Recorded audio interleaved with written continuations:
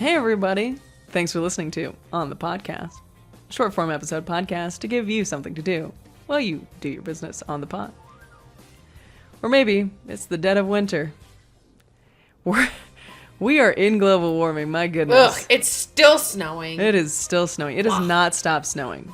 The weather report says 40 and no snow in sight, and you wake up to half an inch on your frickin' driveway.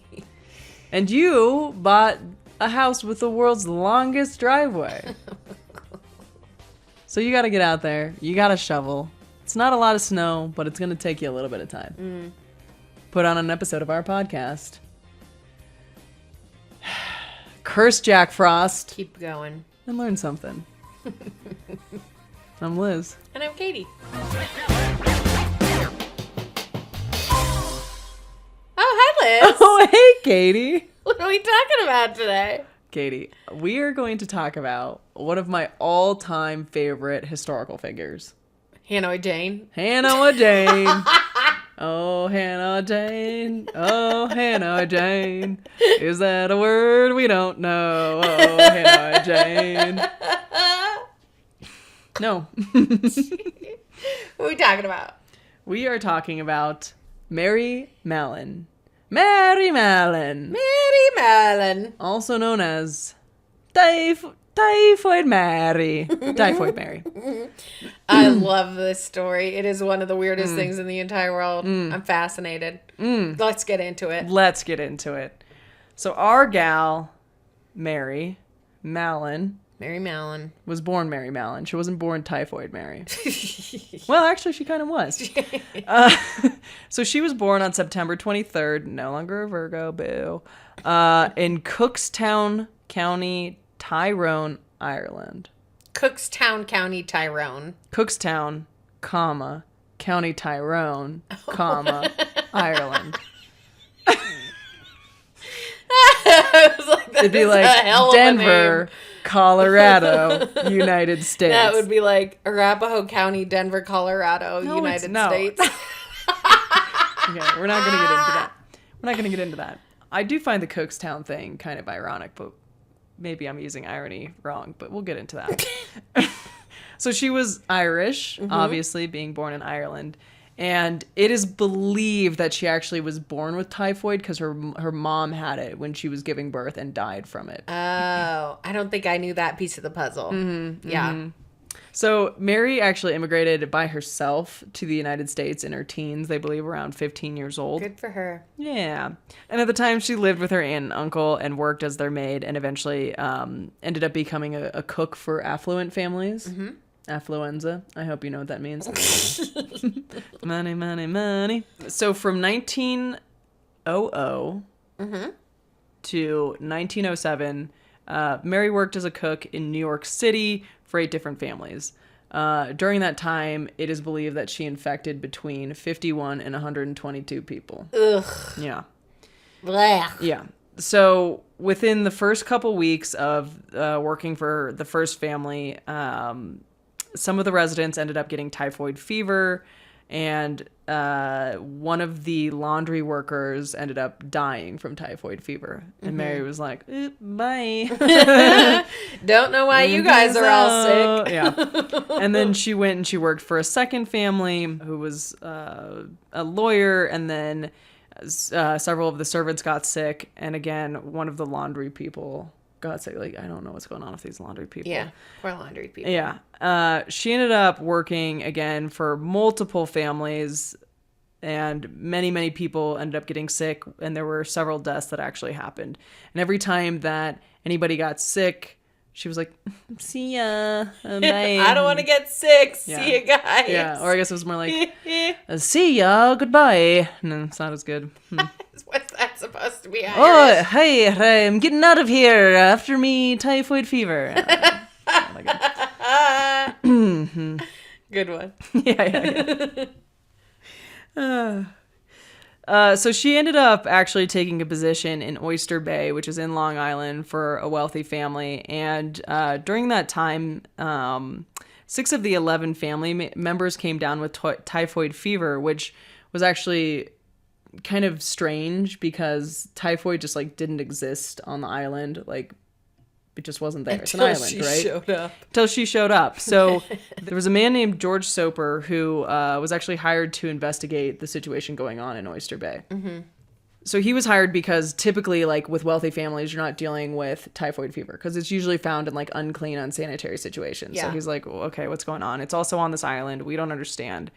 And there were descriptions of a female cook that he ended up finding out matched these identities of previous cooks of other affluent families that had these typhoid breakouts. And so he determined that probably the connecting factor was our gal Mary. That would have taken a lot of research to like this family, like what is one of these things is not like the other. Yeah. I mean, I'm sure it took a very, very long time, and I don't know how like prevalent typhoid fever was at the time. Mary herself claimed that it was very common, but I don't know. I don't trust Mary. I don't trust Mary. But based on her description, like he was able to figure out, and you know, the Irish weren't looked pleasantly upon in that time in American history. So I think already it was like, oh, it's the Irish gal. Yeah. Except it was probably said in an American accent. So he ends up confronting Mary at her next job, which was at this family called the Bowens. They lived in Park Avenue in a penthouse, and he, according to record, came at her in a very diplomatic way and just kind of said, here's what's going on. The families that you've been working for, they've all kind of had instances of typhoid. You're kind of the connecting factor. And she went, excuse me. She went, carving knife, get out of my face. It ain't me. I've never had typhoid fever. I'm not sick. Right? And so he asked her for samples. She refused to give any samples. And so he said, okay, fine. So if you're not going to give me any samples, I'm going to go figure out the rest of the research of all this time that you've been in the United States and see what's going on here. And once he did that, he was pretty positive it definitely had something to do with her. He ended up figuring out who Mary's boyfriend was. So we met her at the boyfriend's house, and a doctor tried convincing her to give them urine and stool samples. And again, she refused because she'd never had any instances of typhoid herself, and that it, typically happened with contaminated food and water, and that she's been healthy and blah, blah, blah, right? So there was a theory that, because at the time, it was believed that you couldn't be like a healthy carrier of typhoid. Mm-hmm. And so they came up with this theory that there's got to be. Yeah, you have to be possible. Some sort of carrier. Yeah. And this is like the first occurrence of this. So they eventually forced her to quarantine in North Brother Island in 1907. North Brother Island is an island in New York, and you quarantine there because it's an island. And it's a hospital. Else is there. Yeah. It's a hospital, and while she's quarantined, they're taking all sorts of samples from her, mm-hmm. and they find that she's got typhoid all over. And it seems to be that there is a large infection of typhoid in her gallbladder. So they quarantine her. She's not happy about it. She's allowed to stay there for a while, and she claims, "Hey, I'm not gonna be working as a cook or whatever. I promise." She's there for 3 years. 3 years? She's quarantined for 3 years. Jesus.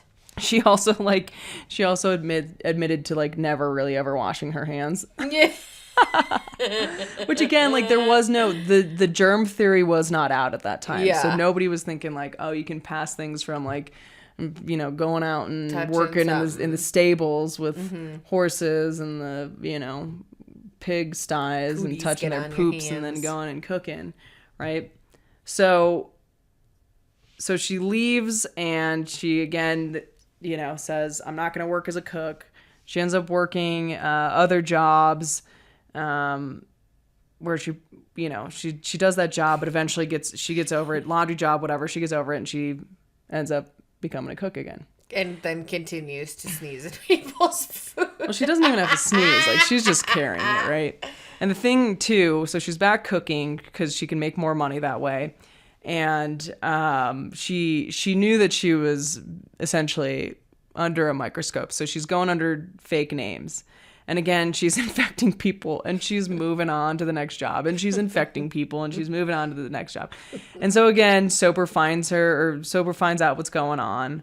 Tries to find her, and then she ends up working in 1950 at the Sloan Hospital for Women, where a couple people ended up dying and getting from typhoid. So Soper finds her, sends her away again to North Brother Island, and there she remained for the rest of her life.